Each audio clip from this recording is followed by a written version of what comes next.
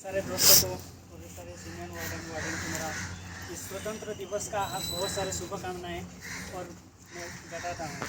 और उसके साथ साथ जय भीम लाल सलाम पेश करता हूँ।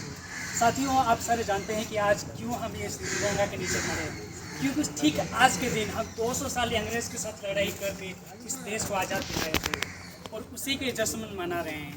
लेकिन आज ये दुर्भाग्य की बात है कि 70 ईयर ऑफ इंडिपेंडेंस आज भी हम दुख दर्द से हम जूझ रहे हैं। कभी भूखमरी से, कभी पॉवर्टी से, कभी करप्शन से हम जूझ रहे हैं। ये कैसा देश है जहाँ एक 19 साल का लड़कियों के साथ बलात्कार किया जाता है। ये कैसा देश है जहाँ स्टूडेंट पेपर लीक से लड़ रहे हैं, किसान MSP से लड़ रहे हैं, युवा नौकरियों से लड़ रहे हैं, नेता ED CBI से लड़ रहे हैं। ये कैसा देश है दोस्तों? ये कैसा देश है जहाँ हम इतना सारे 70 ईयर्स ऑफ इंडिपेंडेंस हमको इतना सारे परिश्रम झेलना पड़ रहा है। तो अब सोचिएगा। और our forefathers have created this university. Why? Because a student from the poor family can come and can study here. Whether you may be rich, high, poor, or rich, low, or high, disadvantage, advantage, maybe from south, from north, maybe you are the son of a slave or a master, maybe you are the son from a minister or a clerk. You can come here and you can sit, you can study here, you can sit in the same dining hall. That opportunity our forefathers had given to us.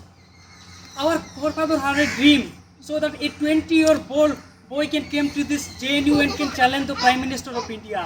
अब देख रहे हैं कि जिस देश में किस तरह से हालात है।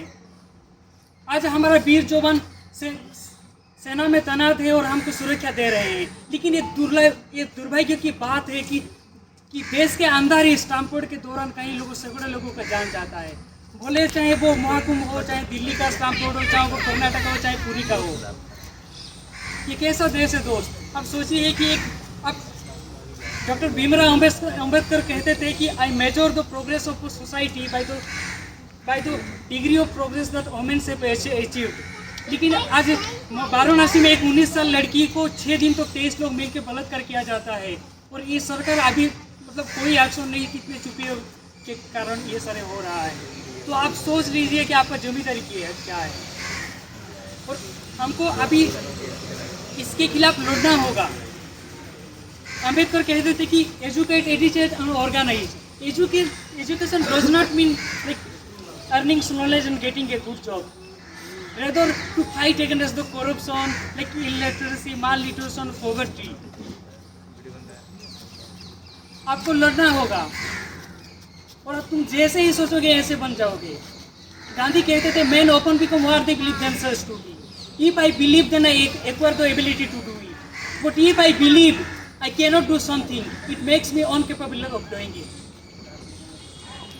हमारा प्रिय प्रधानमंत्री वो विदेश जाते हैं, कहीं टूर में जाते हैं, वो अंबानी के शादी में बिरयानी खाने के लिए जाते हैं, लेकिन आज तो मणिपुर गए नहीं। और हमको जिस आज़ादी मिला पढ़ने का, लिखने का, उसको सही इस्तेमाल कीजिए। उठो और तुम जागो, तुम लड़ो। अगर लड़ नहीं सकते हो तो बोल नहीं सकते हो तो लिखो, और लिख भी नहीं सकते हो तो जिन लोग तुम्हारा हक के लड़ रहे हैं उनको साथ दो। अगर इस तरह के लोग अगर इंडिपेंडेंस से पहले होते थे शायद देश आज़ाद भी नहीं होता। तो आप सोच लीजिएगा। And we have a dream, we must have some inspiration and some dream transform into thoughts and thoughts result in action. सपना वो नहीं है जो सोने के टाइम है जो देखते हैं। Dream is not that what we